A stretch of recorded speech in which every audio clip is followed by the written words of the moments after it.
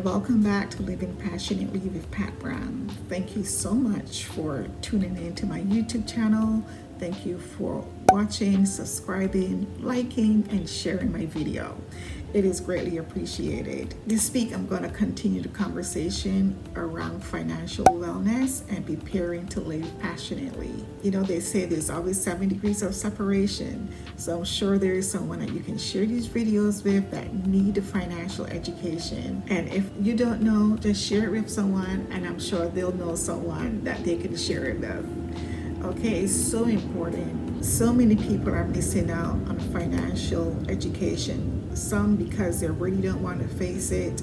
Some just don't know and refuse to ask for help.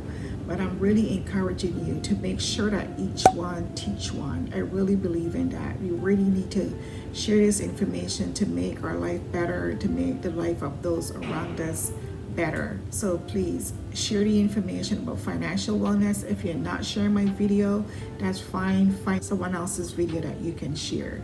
But we really need to get financial education out there. So this week, I'm going to continue the conversation, like I said, around financial wellness and getting on a journey to living passionately. The topic for this week is financial pitfalls to avoid. Okay, financial pitfalls to avoid. I'm going to share with you 5 tips to avoid financial pitfalls. Number 1 is not having a plan. It is so important to make sure that you have a financial plan in place on what you need to do and the goals that you need to achieve with your finances. Please make sure that you're writing it down. Write down what it is that you're trying to achieve. What would you like your financial situation to be 1 year from today, 5 years from now, or 10 years from now? If you're 30 years old and you think this is not important, I challenge you to write it down and think about what you would need to do to retire in 20 years. And you will see the importance of having a written plan and what you can achieve in 20 years from now. And it's not all about hard work. There are other things that you can do to really retire early, and just making sure that you have a plan in place. You want to make sure that your plan is specific. You want to make sure that your plan is measurable. You want to make sure that it is attainable. You want to make sure that it is relevant and that it's timely. So as you are working on your financial plan and your financial future, make sure that you're using the SMART acronym to really follow through on that plan. You really want to, I highly recommend that you take a moment on a weekly basis, or maybe every 2 weeks when you're paid, or on a monthly basis, to review your financial plan, review your budget, and see, what you need to adjust or what you are achieving, and really take some time out to congratulate yourself on the journey. It is not easy. Remember that we did not get here overnight, and it's going to take some time to really get a financial plan in place if you do not already have one. So think carefully about adding new debt at this time in the economy, because there's so much uncertainty. And again, if you live in the US this week, we know that the Feds increased the interest rates, and they warn us that it's not the last one. We know that everything else around us the cost is increasing. We are paying more on our utility bills. We are paying more on our grocery bills. We don't know where it is going to go. So just be really, really mindful, about adding debt unless you really need to do that. Okay? But be sure that you're tracking and make sure that you're reviewing. Make sure that you have a tight plan in place on managing your finances and getting out of debt. The second pitfall that I'm going to share with you to avoid is taking a long time to pay off high interest debt. High interest debt, they'll keep us in debt for a long time. Really, really depends on what that debt is. So you want to make sure that you have a list of your debt. You want to make sure that you have your interest rates noted and your balance noted.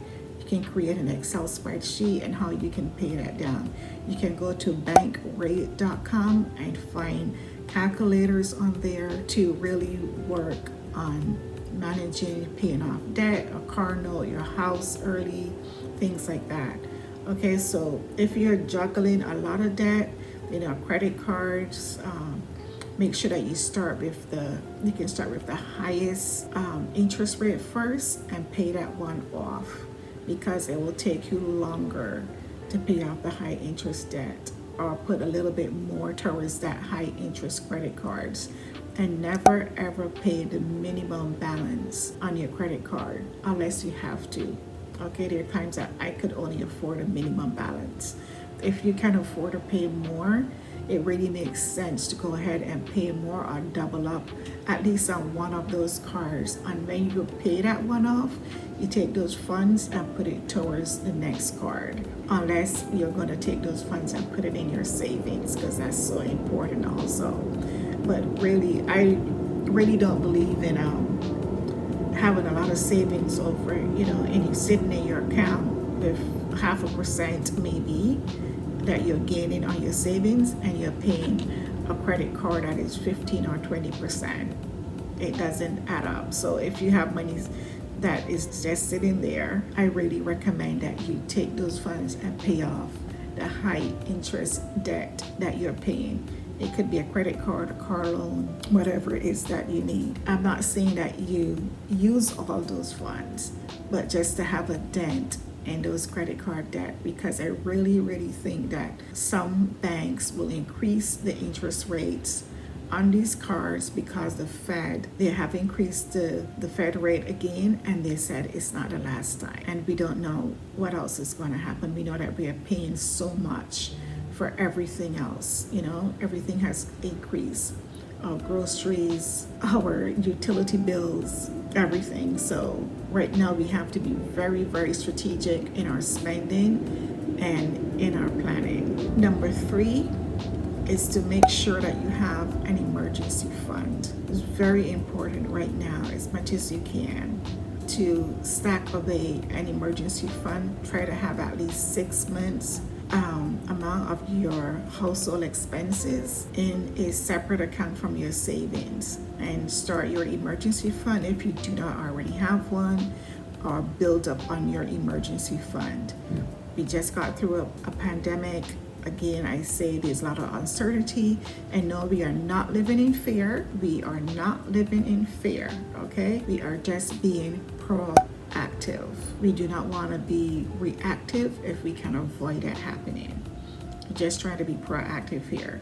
So make sure that you have an emergency fund in place. Make sure that you know exactly what your living expenses are and what it costs you on a monthly basis. I really recommend that you put away that 10% into that emergency fund, 10% of your net income, and make sure that you do what is necessary. If you have to work overtime, if you have to earn extra commission, or if in your business you have to sell one more lotion or one more plant or another planner, or see another patient, whatever you need to do. For me, recruit another nurse. Make sure that we are pushing to get that emergency fund in place. Okay? The 4th pitfall that you are going to avoid is not having enough insurance coverage. That is something that a lot of people ignore. You want to make sure that you have enough insurance coverage on your home insurance, on your car insurance, and most importantly, on your life insurance, okay? But these are things that sometimes we often ignore. They're things that, sometimes you don't want to think about life insurance. Again, I spoke about that briefly on my last video, but make sure that you have some type of life insurance in place. And you can have one that, if you at least nothing else, if it's just a term policy, that if you have a family and you own a home, please make sure that you have enough insurance in place. And number 5, very serious pitfall to avoid, is not having a will. It is so important to have a will. And you might think, someone that doesn't have kids might be like, oh, I don't need a will, I'm single, or whatever the case may be. I think that you still owe that to your family to say, this is what I would like done for my funeral. Does it really matter, you might say? No, but just imagine if you have 2 or 3 nieces or 3 or 4 siblings, And what happens? Everyone starts to fight and go over your estate or whatever the case may be to decide what they should have or shouldn't have. And it can become a very touchy thing for a lot of families. As hard as this might be for some, or for some to acknowledge, I really ask that you put a will in place. It doesn't matter your age. It's better to have a will in place. I'm sure that most of you have heard about the late Chadwick Boseman from the Black Panther. He passed away about 2 years ago and did not have a will. And his estate paid out to the probate court and their attorneys and everything, who else was involved in getting some of that money, $900,000 in fees. Can you imagine? Almost $1 million that could have gone to his wife. It went towards the probate court because he did not have a will in place. And I don't know what happened there. You know, he seemed like a pretty smart young man, but no will in place. And $900,000 in fees is gone just like that. So I'm urging you to really think of the importance of having a will, okay? Don't ignore these things. I know that sometimes the conversations are difficult to have, but it's best to have it in place and to get it done early, because it doesn't matter your age. But you know, these small things that we might ignore or they might seem small to some, they do add up and they can make a difference in your life or the life of your loved ones. So think about it and please have an action plan in place. I know, it takes time to get these things resolved. It takes time to get into financial wellness. Sometimes we miss the financial education, but it didn't happen overnight. You can rebuild. You can do this. I believe in you. I know you can. I look forward to hearing some of these great success stories really soon. So continue to share, continue to like, and for your new subscribers, welcome to Pat Browne and Living Passionately. Until next week, I look forward to hearing about these great plans that you're putting in place. If you would share in some of the comments on the YouTube channel, that would be greatly appreciated. Have an awesome week.